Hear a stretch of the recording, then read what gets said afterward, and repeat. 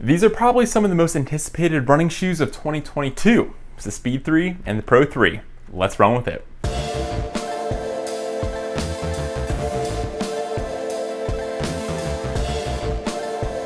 Before we get started, I do want to say these shoes were provided to me by Roadrunner Sports. However, they didn't have a chance to preview this video, and this final synopsis is my own. I'd also like to say please leave a like on the video and consider subscribing. Here we go. These come from Saucony's Endorphin line, which consists of 3 shoes. You have the Endorphin Shift. It's the one shoe we don't have here today, which is your more conventional large stack height daily trainer. Then you have the Endorphin Speed, which is your up-tempo daily trainer and race day shoe for some runners. The Speed 2 and Speed 1 were a huge fan favorite, which is why the Speed 3 is probably one of the most anticipated shoes of the year. And then we have the Pro 3, which is your marathon or race day shoe. Now, in previous versions, the Speed 2 and the Pro looked almost identical. And now with this third iteration, we finally get a big gap between the two and a much different performance. So now we have an up-tempo daily trainer and a true race day shoe. I'm very excited about these updates, and I'll let you guys know right now, they're good updates.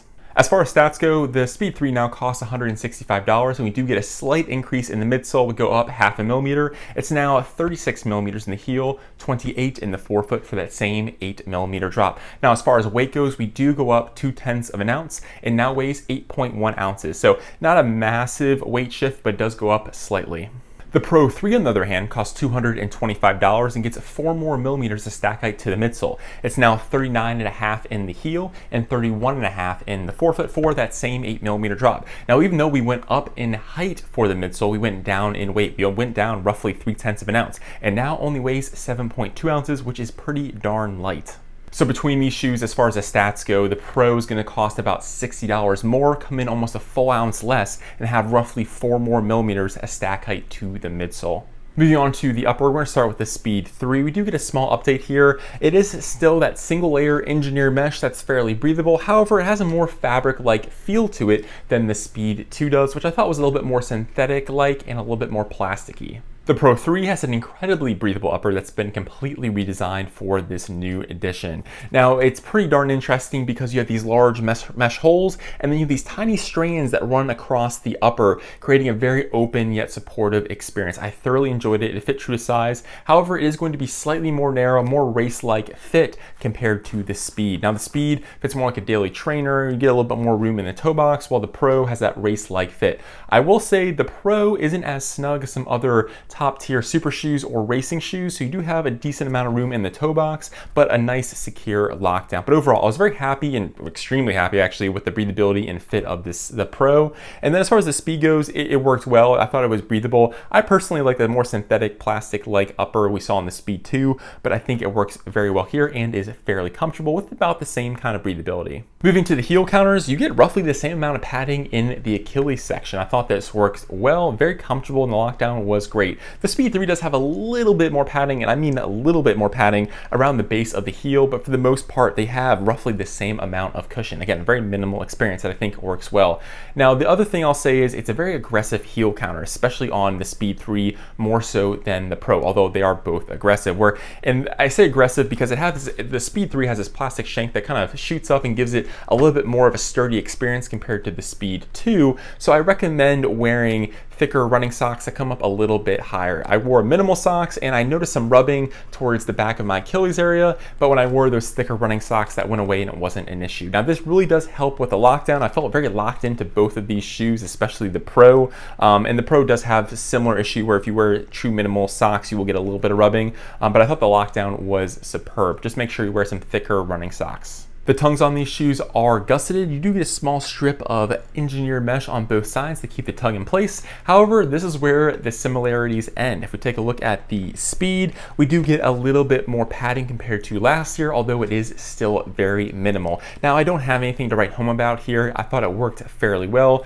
It was comfortable, kept the lace pressure off. I actually kind of appreciate the extra amount of padding because it really does give you a little bit more protection from the laces. Now, the laces on the Speed are going to be slightly elastic, so you do have to tie them down just a little bit tighter if you want that super secure fit, whereas on the Pro, we get non-elastic, more traditional laces. The Pro 3 tongue is paper thin and has 3 holes in the tongue, which I believe are intended to represent the 3 holes in the Saucony logo. Kind of an interesting choice because these are massive massive holes, and you'll get some instances where the lacing system interacts directly with your foot. So not ideal, but I thought the tongue works fairly well. You do get some additional plastic overlays to give you a little bit additional protection from lace pressure. But like I said before, non-elastic laces, the lockdown fit very good, and it's a very minimal upper experience, especially with the tongue. So overall, with regard to the uppers, they both fit true to size, but there is a clear night and day between the two. The Speed 3 feels much more like a daily trainer, thicker upper, thicker tongue, a little bit more padding in the ankle and Achilles area, and elastic laces, while the Pro has a much more slim fit, although again, not as slim as some other racing shoes. I thought the forefoot had a decent amount of room and an extremely breathable upper and tongue. I really enjoyed this upper here. So they kind of put some clear daylight between these two models, and I think you will now have a clear difference between your racing version, which again, very thin, very breathable, and your more daily training version, which has a little bit more comfort to it and is a little bit thicker. Both midsoles still feature PWRRunPB, which is Saucony's lightest and bounciest running shoe foam. Now, even though they have the same foam, the difference comes with the plate that's found in the midsole. The Speed 3 features a full-length S-shaped nylon plate, which is going to be much more flexible and less aggressive compared to the Pro's carbon fiber plate. Now, this year on the Speed 3, they did add stability wings to that nylon plate, which is part of the reason the shoe did go up slightly in weight. You can see these stability wings on the lateral side and on the medial side. And I will say they definitely work. It is a slightly more stable shoe. It's not a true stable experience because of how soft and bouncy that foam is, but it is definitely more stable compared to the Speed 2. The other thing I'll say is that the heel width is going to be wider than the Speed 2. Forefoot is roughly the same, but you do get a much more stable experience towards the midfoot and back of the shoe. And on top of all of that, or in the middle of all that, I will say it feels much bouncier in the back of the shoe as well. Forefoot, slightly bouncier. It's pretty comparable, but in the midfoot and heel, you get much more bounce and feels much springier. Now, they said it's the same kind of foam, still PWRRunPB, but it really does have much more lively experience under the midsection and heel area compared to the Speed 2. And on the other hand, or foot I should say, the Pro 3 has a 3/4 length carbon fiber plate, which is incredibly stiff, especially compared to that nylon plate. It provides a much snappier, much faster experience, and I think it accentuates the Speedroll technology. And Speedroll, if you're not familiar, is basically their branding on rocker technology, so the curvature of the shoe, and it is much snappier and much more noticeable. It has a much, I guess, smoother flow to it because of that stiff plate compared to the Speed. You do notice it in the Speed, just not as much. I don't think the rockers here are super aggressive compared to some other shoes, but they are noticeable and very noticeable in the Pro 3. I will say I'm absolutely in love with the midsole here on the Pro 3. I think it really does separate itself from the Speed. It's more bouncy, has more energy return to it, and it feels just much more lively. And I think a big reason for that is, one, it does have a slightly increased stack height, and two, I think that stiff carbon fiber plate does a great job of transferring energy and allowing you to feel that extremely fun PWRRunPB foam. Now, I'll also say on top of all that, it's a relatively stable super shoe. It's not a stable shoe, it's just a stable super shoe. And if you take a look at some of the other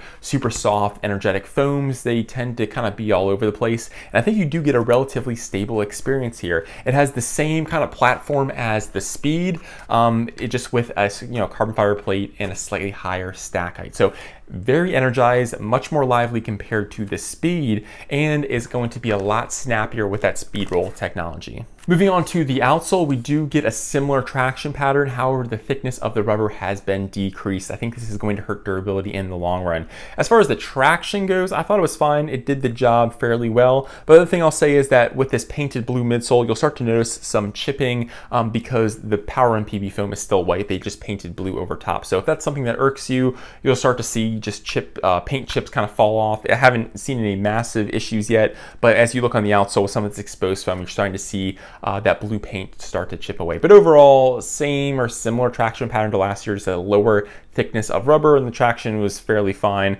And then the blue paint is going to start chipping away, which kind of may be a bummer for some runners. The Pro 3 outsole, on the other hand, I think is actually better than the Speed. You get more traction in the forefoot, mainly because there's more rubber coverage, even though that rubber thickness has decreased. And you also have this massive cutout in the middle of the shoe and in the forefoot. This allows you to see the carbon fiber plate, and according to Saucony, helps reduce weight.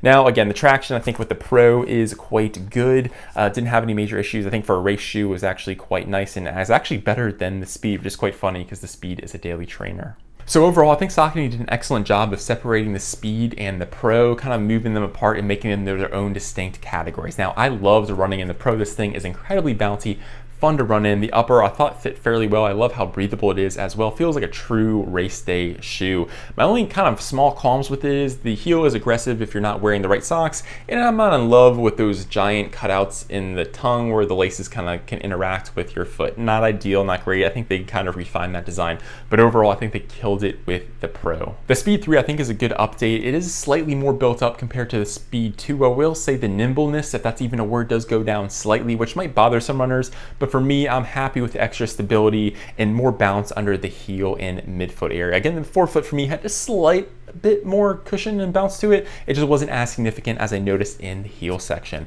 Now I will say again, just like the Pro, you get a very aggressive heel counter, so make sure you wear the right kind of socks. And the other small gripe for me too is it's a more, again, fabric-like upper, and I prefer the more synthetic upper like we saw on the Speed 2.